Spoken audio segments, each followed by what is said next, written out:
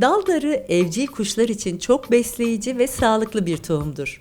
Muhabbet kuşu, sevda papağanı, kanarya, sultan papağanlarının en sevdiği yiyeceklerin başında gelir.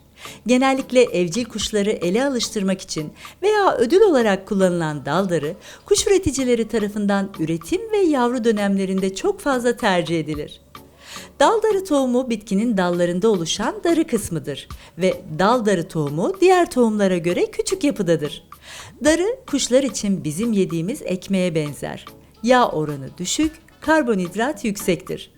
Daldarı tohumunda %67 karbonhidrat, %15 protein, %3,5 yağ, %1,5 selüloz bulunur. İçerdiği yüksek miktarda karbonhidrat, muhabbet kuşunuzun aşırı kilolu olmasına neden olabilir. Kabuklarından kolayca ayrılan bu küçük tohumlar özellikle yavru kuşların yem yemeye alışmasını sağlayan özelliktedir. Çok lezzetli ve tatlı bir tada sahip olan bu tohumları yetişkin kuşların da severek yediğini fark edebilirsiniz. Kısaca daldarı onların damak tadına göre nefis bir yiyecektir. Daldarının en önemli faydası kuşların hastalık, tüy dökme, stres, yorgunluk gibi durumlarında ortaya çıkan iştahsızlık hallerinde bile yiyecekleri bir gıda olmasıdır. Kolay kırılıp yenebilen daldarının lezzetli olması da yemeyen kuşlar için bu dönemleri kolay atlatmalarını sağlar. Yavru kuşların yeme alışmasını sağlarken yetişkin kuşların yumurtlama ve yavru bakımı sırasında ihtiyaçları olan enerjiyi, vitamin, protein ve karbonhidratı alabilmelerini sağlar. Ancak çok lezzetli olan daldarıyı kuşunuza sürekli verirseniz hem diğer yemleri yemek istemeyebilir hem de tek tip beslenmiş olur. Bu nedenle haftada 2 kez verilmesi önerilir. Faydalarını maddeler halinde özetleyecek olursak, birincisi, kuşunuz zayıfsa veya kilo kaybı yaşıyorsa daldarı toparlanmasına yardımcı olur. Kuşunuzun günlük yediği yem oranını takip edin ve düzenli olarak tartın. Kilo kaybı nedenini araştırırken bu süre zarfında düzenli olarak daldarı verebilirsiniz. İkincisi, daldarı yumurtlama döneminde kaybedilen vitamin ihtiyaçlarını karşılar.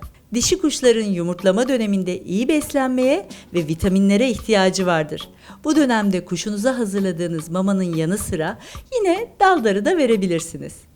Üçüncüsü, daldarı içeriğindeki yüksek protein ve karbonhidrat sebebiyle kuşunuzun bu ihtiyacını büyük ölçüde karşılar.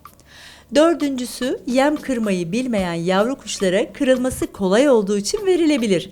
Henüz 25 günlük olan muhabbet kuşu yavrularını dal darısı ile yem kırmaya alıştırabilirsiniz. Dal darısı yem içerisinde bulunan diğer tohumlara göre daha ince kabuklu oldukları için yavrular daha çabuk kırabiliyor. Bu nedenle bu geçiş aşamasında yuvalık içine dal darı bırakabilirsiniz. Beşincisi, ishal dönemlerinde daldarı verilmesi kuşun ishali atlatmasına yardımcı olur. İshal bir sindirim sistemi problemi olduğundan kuşlar iyileşinceye kadar tek çeşit yiyecek ile beslenmelidir. Bu dönemde en uygun yiyecek daldarı olabilir. Altıncısı, dalından yendiği için kuşların mutlu olduklarını gözlemleyebilirsiniz.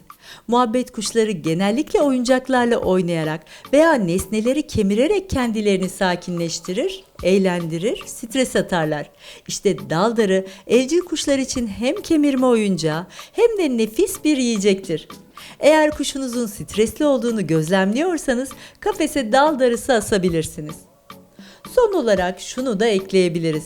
Henüz yeni sahiplendiğiniz bir muhabbet kuşunuz varsa onunla bağ kurabilmek için daldarı size büyük ölçüde yardımcı olacaktır. Ayrıca daldarı ile kuşunuzu elinize alıştırmak ve eğitmek çok kolaydır. Yani daldarı aynı zamanda bir ödül yiyeceğidir. Kuşunuza verdiğiniz eğitimlerde başarılı hareketleri sonucunda ödül olarak darıdan verebilirsiniz. Ona öğreteceğiniz birkaç numarayı bu şekilde çok rahat yapacaktır. Zira sürekli kafese asılı duran bir dal darısı ödül olmaktan çıkar. Bu nedenle darıyı küçük parçalar halinde ve azar azar vermelisiniz. Darı muhabbet kuşları için iyi bir ödül olabilir. Ancak dediğimiz gibi temel bir gıda olamaz. Fazla verilmesi durumunda obezite ve bağımlılık gibi sonuçlar ortaya çıkacaktır. En endişe verici olanı, dal darısını kafese astığınızda kuşunuz yemlikteki tohumları yemeyecek, tamamen dal darısı ile beslenecektir.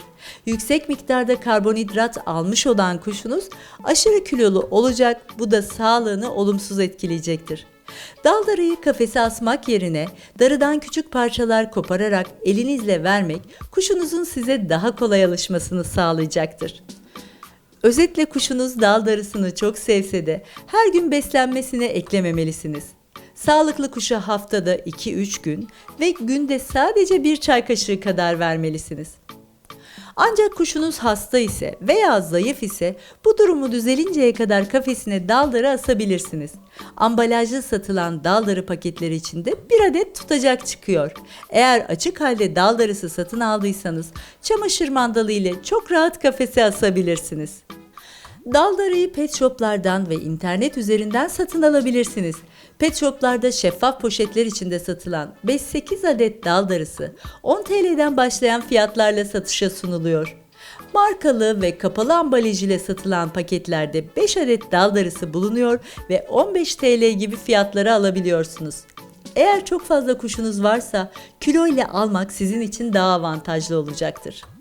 Satış yerlerinde kızıldarı sarı darıya göre daha az bulunsa da kızıldarının besin değeri sarı darıya göre daha fazladır. Ölçülü beslenmek evcil kuşlarımızın tüm avantajları elde etmesi anlamına gelir. Yani her yiyeceğin vitamininden almalı ama bunu da dengeli olarak yapmalı.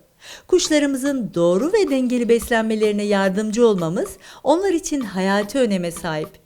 Bizler evimizdeki minik dostlarımızın sahipleri olarak sorumluluklarımızı en iyi şekilde bilmeliyiz. Onları sağlıklı tutabilmenin en önemli koşullarından biri olan beslenmelerine azami dikkat ederek uzun yıllar bizimle kalmalarına destek olabiliriz. Eğer içeriğimizi faydalı bulduysanız beğen butonuna basabilirsiniz. Henüz Ev Kuşları ailesine katılmadıysanız abone olup bizi takip edebilirsiniz. Yeni videolarda görüşmek dileğiyle. Hoşça kalın, kuşlarınızla mutlu kalın.